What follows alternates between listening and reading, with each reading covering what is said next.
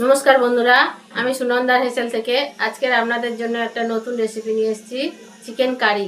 প্রথমে আমি নিয়ে নিয়েছি আলুটা আমি বড় বড় করে কেটে নিয়েছি। এই আলুটা আমি ভেজে নেব। গ্যাসটা জ্বালিয়ে দিলাম, একটা কড়াই নিয়েছি, বসিয়ে দিলাম। কড়াইটা গরম হলে আমি তেল দিয়ে দেব।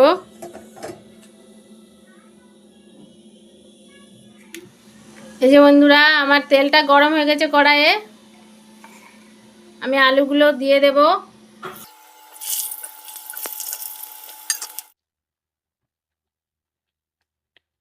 সামান্য পরিমাণ লবণ দেব, সামান্য পরিমাণ হলুদ গুঁড়ো দেব, দিয়ে এটা লাল লাল করে ভেজে নেব। এই বন্ধুরা, আলুটা আমার লাল লাল করে ভাজা হয়ে গেছে, তুলে নিচ্ছি।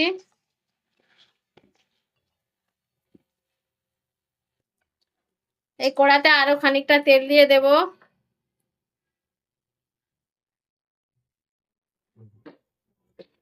আমি এই যে 500 গ্রাম চিকেন নিয়ে নিচ্ছি, এইটা আমি এবারে ভেজে নেব। তেলটা গরম হয়ে গেছে।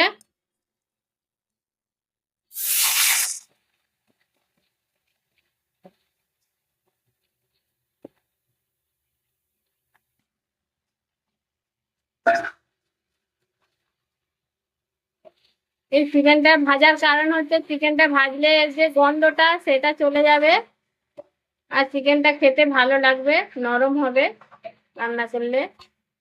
সামান্য ভেজে নেব, বেশি না। এই যে বন্ধুরা, আমার চিকেনটা ভাজা হয়ে গেছে, আমি এটা তুলে নেব।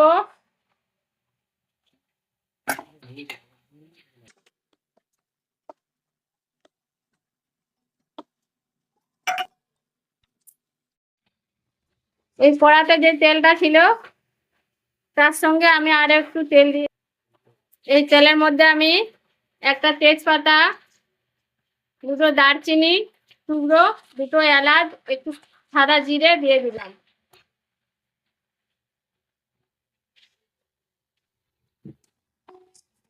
মশলাটা একটু লাল লাল হলে এটা আমি পেঁয়াজ কুচিয়ে রেখেছিলাম, এই পেঁয়াজটা দিয়ে দিচ্ছি।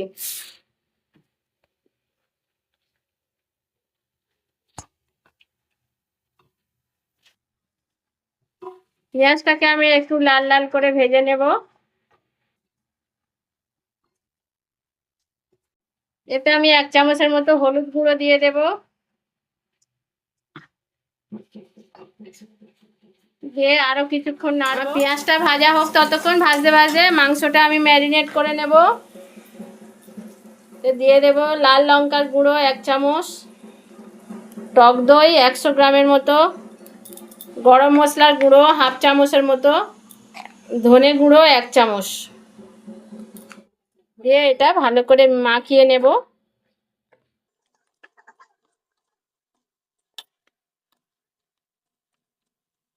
তা ম্যারিনেট করে রেখে দিলাম। এই যে বন্ধুরা, পেঁয়াজটা ভাজা ভাজা হয়ে গেছে, এতে আমি দিয়ে দেবো আদা রসুন বেটে রেখেছিলাম আগে থেকে, সেটা দিয়ে দিলাম।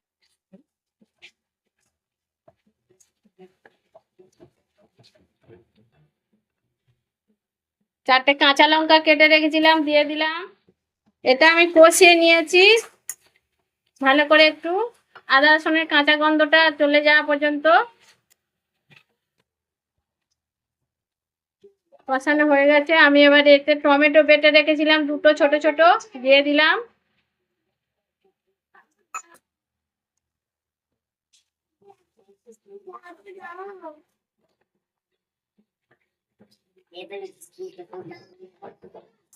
এটা যতক্ষণ না একটু লাল লাল হবে আমি ততক্ষণ কষাবো। এই যে বন্ধুরা, আমার মশলাটা ভাজা ভাজা হয়ে গেছে। এই আলুগুলো ভেজে রেখেছিলাম সেগুলো আমি দিয়ে দিলাম।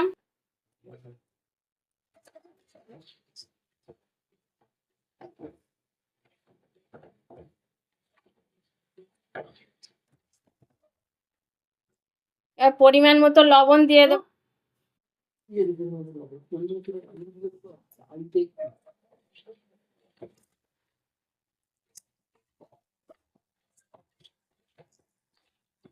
দু মিনিট কষিয়ে নেব। আমার আলুটা 2 মিনিট কষানো হয়ে গেছে। আমি যে মাংসটা ম্যারিনেট করে রেখেছিলাম সেইটা এবার দিয়ে দেব।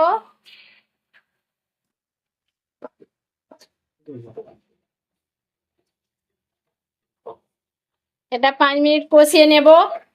এই যে বন্ধুরা আমার চিকেনটা কষানো হয়ে গেছে, এবার আমি জল দিয়ে দেব।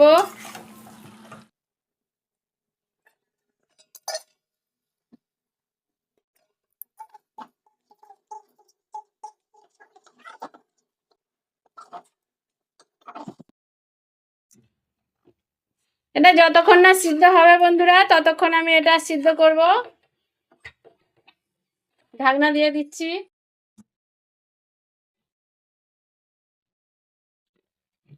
ঢাকনাটা খুলে নিলাম। এই যে আমার চিকেন কারি রেডি হয়ে গেছে।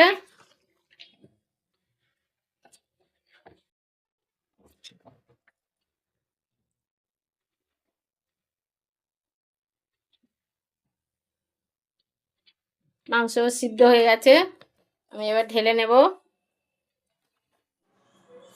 এই যে বন্ধুরা আমার চিকেন কারি রেডি হয়ে গেছে। আপনারা বাড়িতে একবার বানিয়ে খেয়ে দেখবেন এরমভাবে, আমি যেমন বানালাম সেরমভাবে।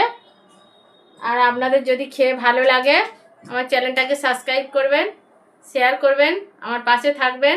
আরও নতুন কোনো রেসিপি নিয়ে আপনাদের সামনে চলে আসব। নমস্কার।